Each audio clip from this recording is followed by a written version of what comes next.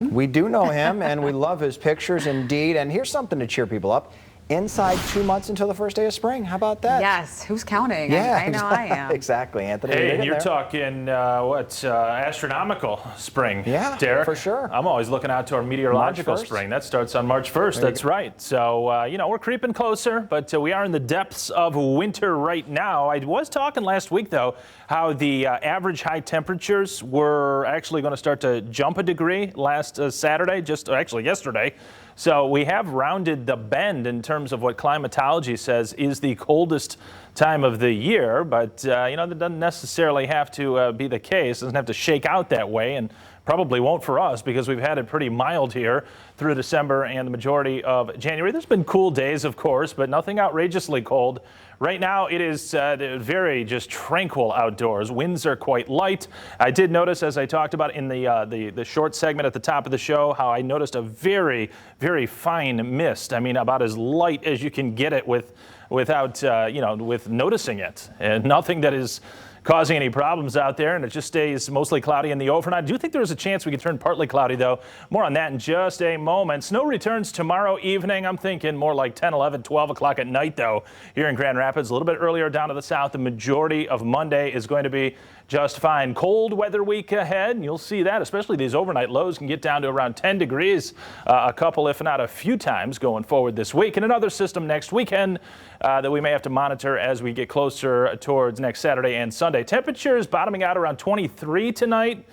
All going to hinge on whether or not we can thin out the clouds or get some breaks in the overnight and towards daybreak. We'll see about that. Right now, I've got partly cloudy at 7 a.m. I think there is the prospect, at least, for some filtered or dimmed sun in spots tomorrow morning and early afternoon. But there's going to be clouds around, I do believe, and particularly during the afternoon, that's when they thicken up due to a system that will be coming in from the southwest. This system, I do have to tell you, this is not going to be a record-breaking snow around here. This is not going to be a snowstorm, really, by the standards of West Michigan snow, but we are looking to pick up about 2 to 4 inches as we work later tomorrow evening and into the first half of Tuesday, especially.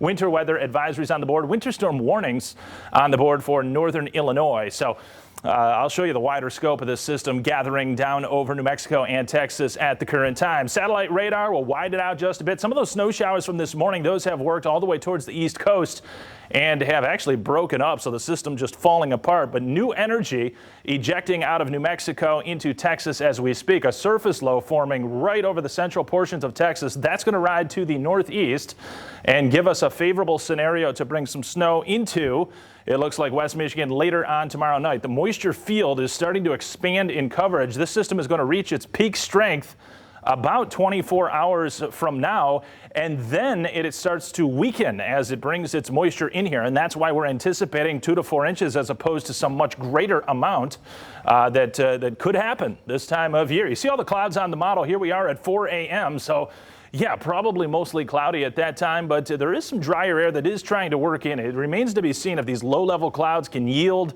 to what would be a little bit of sun during the morning hours tomorrow, and then more clouds start to stream in from the south out ahead of the pattern of snowfall that will be approaching our southernmost counties, Berrien, St. Joseph, Branch, and Cass, and these are going to, these snow echoes start to envelop the viewing area each and every passing hour after, say, 7, 8 o'clock, reaching the I-96 corridor, probably in the vicinity of maybe 11 o'clock, midnight tomorrow night, and then going into Tuesday morning. You see some of those deeper purples on the board. Those are pockets of moderate to perhaps even briefly heavy snow. I think as we work through Tuesday morning, though, we're going to see a toning down of the precipitation because the system actually is weakening as it's just spiraling overhead, but it should continue to throw down snow showers into the afternoon.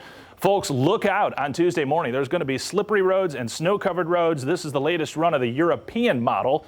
Again, not looking super bullish, but in a season that's only given us 10.2 inches. That's our total for the year after getting that 0.8 inches today. Derek and Janice, this will be one of our bigger systems tomorrow night. Looking wintry throughout the work week, and I'll talk more in the next segment about the Saturday and Sunday storm. That could be something to watch, too, coming up. All right, Anthony. Thank you for that. As the FBI and other